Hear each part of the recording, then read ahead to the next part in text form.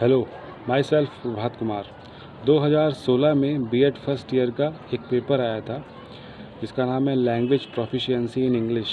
उसको आज हम डिस्कस करेंगे। और ये जो पेपर था ये आपका 80 नंबर का था और इसमें जो ड्यूरेशन था वो 3 घंटे का था। तो पहला ही क्वेश्चन है कि फोनेटिक ट्रांसक्रिप्ट क्या होता है। जो जैसे सून हुआ, स्टूडेंट हुआ, सीन हुआ, प्लेजर, इन सभी वर्ड के फोनेटिक ट्रांसक्रिप्ट बताने थे। फोनेटिक बेसिकली वो वर्ड होता है कि कैसे बोलने में कैसे यूज़ होता है, वो चीज़ थी। और किस तरह से हम लोग इंग्लिश वॉवेल को जो है टंग के हिसाब से क्लासीफाई करेंगे जो अल्फ़ाबेट में यूज़ किया जाता है। उसके बाद है लैंग्वेज स्किल जो होती है हमारी पढ़ाई में यूज़ की जाती है, वो किस तरह से यूज़ की जाती हैं। और अगर किसी को बोलने में मतलब क्या, अगर बोलना जो एक स्किल होती है अंग्रेजी में, अगर वो किसी को डेवलप करनी हो तो उसके लिए क्या करना पड़ेगा। उसके बाद वन वर्ड सब्स्टिट्यूशन था कि one who can use either of his hand with equal ease, इसे हम लोग एम्बीडेक्स्ट्रस बोलते हैं। One who does not believe in God, उसे अथीस्ट बोलते हैं। The art of effective speaking, one who is fond of sensuous enjoyment. ठीक है, तो इस तरह वाला वन वर्ड था। उसके बाद एंटोनियम कुछ वर्ड आए थे, होप हुआ, पैट्रियट हुआ, रेयर हुआ, थिक हुआ। और इसके बाद जो आया था कि पर्सनल लेटर कितने तरीके के होते हैं। जो हम लोग एक सजेशन देना चाहते हैं ताकि एक जो एक लेटर राइटिंग होती है इफ़ेक्टिवली हम लोग कैसे लिख सकते हैं उसके बारे में लिखना है। ओरल डिलीवरी को हम लोग कैसे इफ़ेक्टिव बना सकते हैं उसके बारे में लिखना है। और जो लैंग्वेज लेबोरेटरी होती है इसका हमें इम्पोर्टेंस बताना है किस तरह से इंग्लिश लैंग्वेज में है। उसके बाद जो है 2 तरह की जो इक्वल मीनिंग होती है जैसे क्विट और क्वाइट, इनमें क्या डिफरेंस है उस सेंटेंस की यूसेज के साथ हमें बताना है। और सिनोनियम जो होता है word rectify, slab, handle, Placid, ये सारे वर्ड है जिनका हमें सिनोनियम बताना है।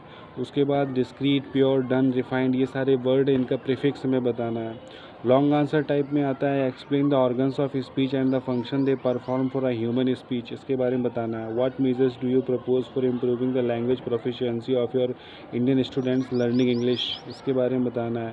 Pen down your views within the word limit of 200 to 250 words on each of the following topics. Reading for meaning sharpens the readers language proficiency, writing is the composite art of communication, इसके बारे में। How do you view the mutual interdependence of the 4 language skills namely listening, speaking, reading and writing.